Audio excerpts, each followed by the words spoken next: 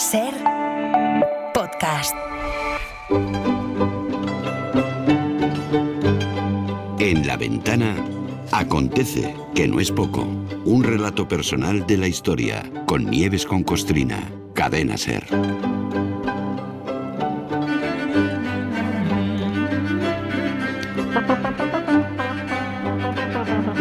Hola Nieves, buenas tardes. Buenas tardes. Hola, buenas tardes. Oye, no sé si tuviste ocasión de escucharlo. Hace unos días vivimos una experiencia muy grata, que fue la emisión de Una Ventana del Arte Especial con Miquel del Pozo y la directora del Guggenheim de Bilbao, paseando por algunas de sus obras, ¿no? La verdad es que con permiso del Gran Museo Egipcio, que ha abierto sus puertas hace poquito en el Cairo, yo creo que el caso del Guggenheim debe ser uno de los más potentes en la historia moderna, quiero decir, a la hora de explicar cómo una instalación cultural de este tipo puede cambiar la fisonomía, incluso el espíritu de una ciudad, ¿no? Yo creo Totalmente, que sí. Pero bueno, dicho esto, venga, hoy viajamos unos cuantos siglos atrás para hablar de la inauguración de otro de los museos más conocidos del mundo, vamos, y por cierto, no me río, pero que ha sido noticia hace bien poco, el Museo del Louvre en París. No. Es que me ha salido, lo siento. Sí, pero ¿cómo no hablar del Louvre? O sea, además alguien va a pensar que la hemos cogido llorona con Enrique IV, con el primer Borbón de Francia. El de la cabeza. El de la cabeza, que anda por ahí danzando. El calvinista, luego católico, después calvinista, luego otra vez católico. O sea, el de París bien vale una misa. Pero es que este hombre está estrechamente relacionado con el asunto de hoy. Sí, cuando recordamos la inauguración el 18 de noviembre, que fue hoy mismo, de 1793, del Museo del Louvre. Aunque cuando se inauguró el museo, Enrique IV llevaba frito ya casi 200 años y ya le habían separado la cabeza del cuerpo. Entonces, sí. Ahora ordenamos esto. Sí. Lo que pasa es que además ahora mismo mencionar el Louvre pues lleva a pensar en que entrar a robar está chupado. Sí, eso parece. Pobres, no.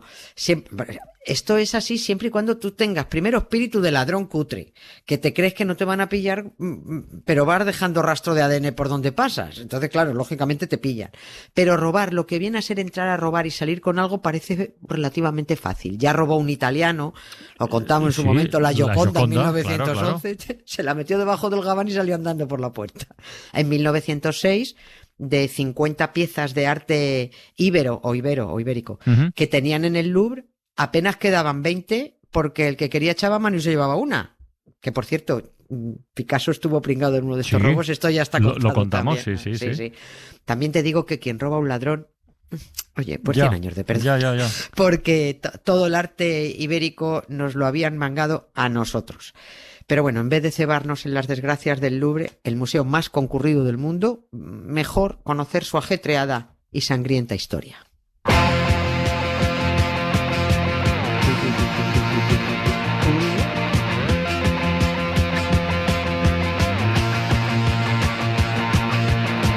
Bam bam, mon ça se passe, j'ai sur mon lit à bouffer sa langue en buvant trop mon whisky. Quant à moi, peu dormi, vie débris, mais j'ai dû dormir dans la gouttière où j'ai eu un flash.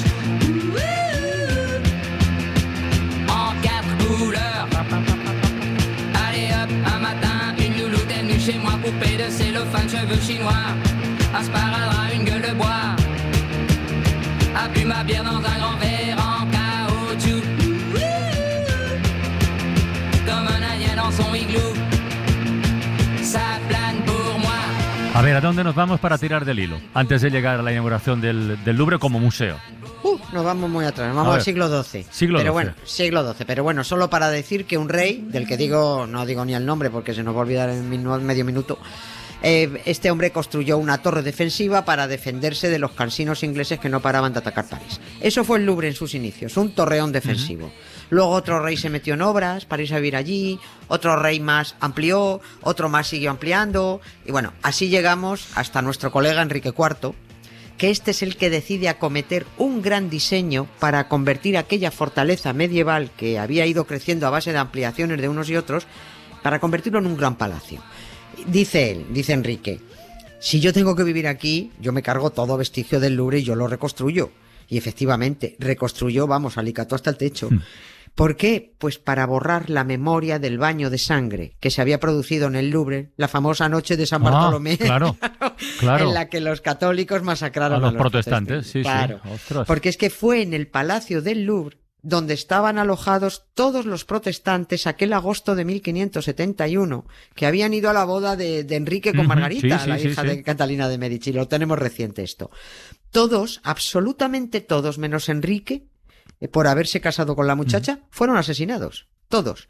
Unos dentro del Palacio del Louvre y otros fueron obligados a salir y asesinados en la calle. Claro, estoy pensando entonces que lo de vivir en el mismo palacio donde se cargaron a todos los suyos y donde él estuvo a punto de palmar, igual no era lo que más le apetecía a este hombre, ¿no? Que eso era, qué mal rollo, ¿no? Es que, digo.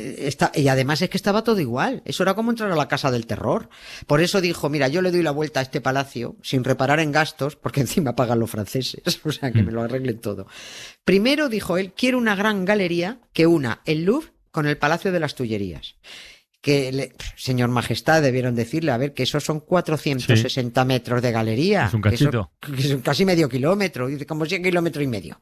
Yo quiero una gran galería. Y en la otra galería más pequeña me la vais a decorar con los retratos de los principales reyes de Francia. Con el mío también, que sea el más gordo, para que se sepa que lo he encargado yo todo esto. El primer Borbón del trono francés.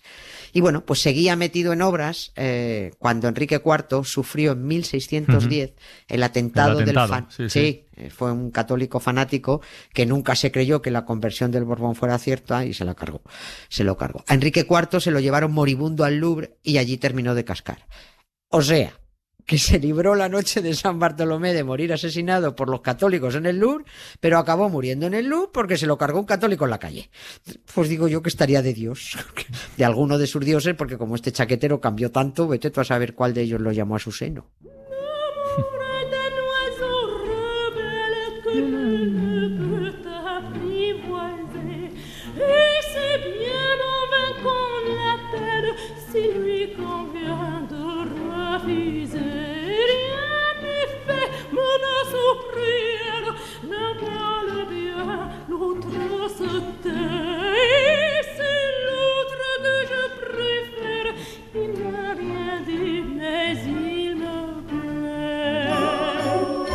Oye, ¿y entonces cuántos reyes más pasaron por el Louvre?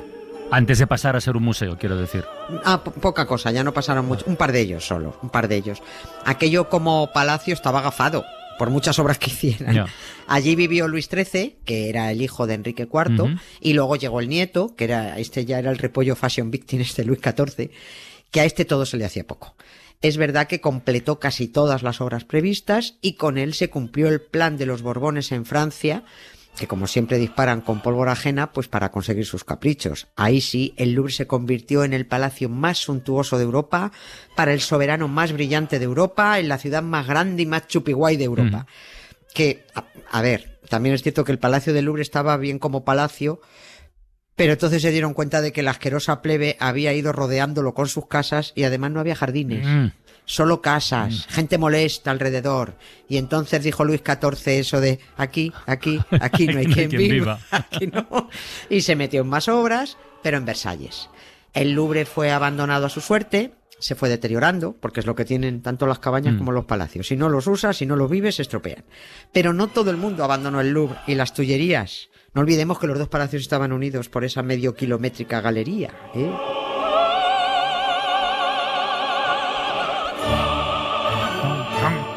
Bueno, entonces, ¿quién o quiénes se quedaron por allí? Artistas. En determinados espacios del Louvre se alojaban muchos artistas. Los reyes no iban a comprarse cuadros a los mercadillos, ni obras de arte. Contrataban pintores que iban decorando las estancias. Y esos artistas vivían allí. Y allí siguieron viviendo muchos cuando se fue Luis XIV. Artistas que fueron ocupando más espacios y que seguramente llamarían a más colegas y dijeron, oye, que aquí hay sitios de sobra. Y la vivienda en París está imposible, ¿no? Luis XIV, visto que había tanto artista empadronado en el Louvre, empezó a crear academias, allí mismo, allí dentro. La Academia Francesa, la Academia de Pintura y Escultura, la Academia de Arquitectura. Esto hay que aplaudírselo al repollo o a sus asesores, es verdad, ¿eh? Aprovechar aquel espacio para la cultura, que es exactamente lo contrario que hacen nuestros Borbones, incluido Felipe. Tampoco hoy se van a librar. Porque es que el Palacio de Maribén, que fue legado a los ciudadanos de Baleares para museo, escuelas artísticas y servicios, lo ocupan con todo su morro Sofía, Felipe, la ciudadana Ortiz, las condecoradas Sofía y Leonor. Devuelvan Maribén, por favor. Fin de la morcilla reivindicativa. Bueno, el caso es que en el Palacio del Louvre empezaron a realizarse exposiciones montadas por aquellos artistas que se quedaron. Todavía no eran exposiciones abiertas a la plebe, solo entre ellos y para la aristocracia, hasta que con Luis XVI, situémonos, este era el señor de María Antonieta. Sí. Bueno, pues con Luis XVI surgió la idea de convertir el Palacio del Louvre en el Museo del Louvre. La mala noticia para Luis XVI es que se les metió una revolución por el medio, empezaron a volar cabezas y el hombre no vio la inauguración aquel 18 de noviembre de 1793. Des yeux qui font baisser les miens, un rire qui se perd sur sa bouche. Voilà le portrait sans retouche de l'homme auquel j'appartiens. Quand il me prend dans ses bras, qu'il me parle tout bas, je vois la vie en rose. Il me dit des mots d'amour, des mots de tous les jours, mais moi, ça fait quelque chose. Bueno, mala noticia para el rey, pero buena noticia para los parisinos, que ya tenían museo. Algo bueno les dejó Luis XVI, sí, que no está mal. Sí, algo es algo. Al menos lo dejó desde su reinado. Otra cosa es que se le ocurriera a él, que yo, como no me fío de ningún rey, pues yo lo dudo mucho. Y otra cosa también es que, de haber seguido con la cabeza en su sitio, Luis XVI hubiera abierto el museo al público.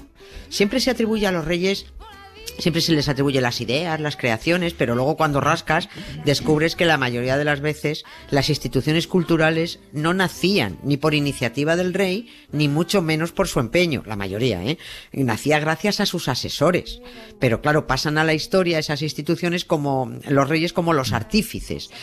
Ahí tienes al Mastuerzo, que en todas partes aparece como el creador del Museo del Prado. Yeah. Venga, hombre. Y resulta que fue su mujer, Isabel de Braganza. Los parisinos pudieron estrenar el Louvre en plena Primera República y podían entrar a verlo los sábados y los domingos. El resto de la semana el recinto, eso ya era solo para los artistas, para que siguieran creando y debatiendo. Y ahí, durante ese periodo republicano, se consolidó la idea de concentrar en aquel majestuoso recinto las mejores joyas artísticas, no solo del país, sino también de todo lo que pudieran ir expoliando por ahí por el mundo. No es que fuera esa la idea inicial, pero es que bueno, con Napoleón no se podían hacer planes y este señorito expoliador estaba por llegar y también él quiso y tuvo que dejar su sello de grandeza imperial en el Louvre, que ya no iba a ser solo un museo de pintura y escultura, sino también un museo de antigüedades.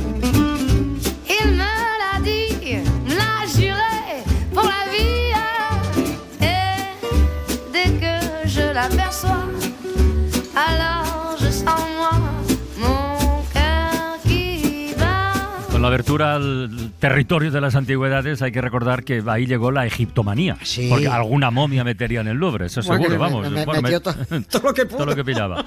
Metió todo lo que expoliaba. Se llevó todo el arte que pudo de los países que iba conquistando. No me voy a detener con todo el lío de las pinturas que salieron de España, porque esto merece capítulo aparte. Pero se llevó lo más grande de Egipto, de Italia, de Grecia.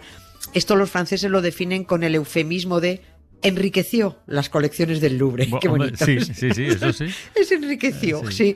Bueno, que es cierto que Napo convirtió el Louvre en un escaparate mundial del arte, pero claro, quitándoselo a los demás, ¿no?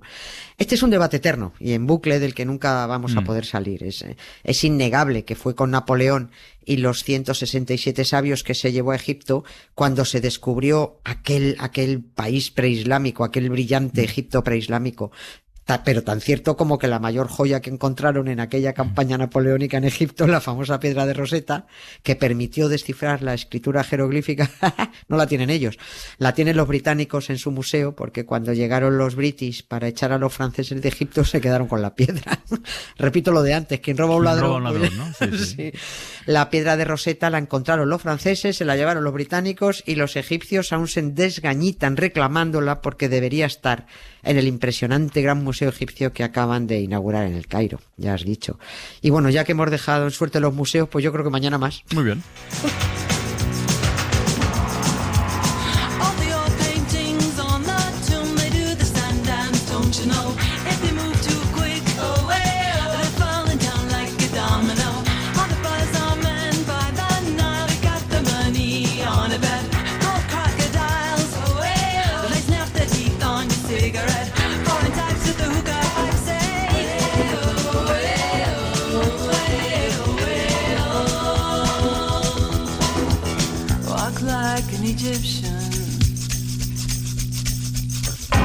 Mañana más, Nieves, tú lo has dicho. Venga. Mañana más. Muchas gracias, Carla. Un beso, hasta mañana. Chao. Para no perderte ningún episodio, síguenos en la aplicación o la web de la SER, Podium Podcast o tu plataforma de audio favorita.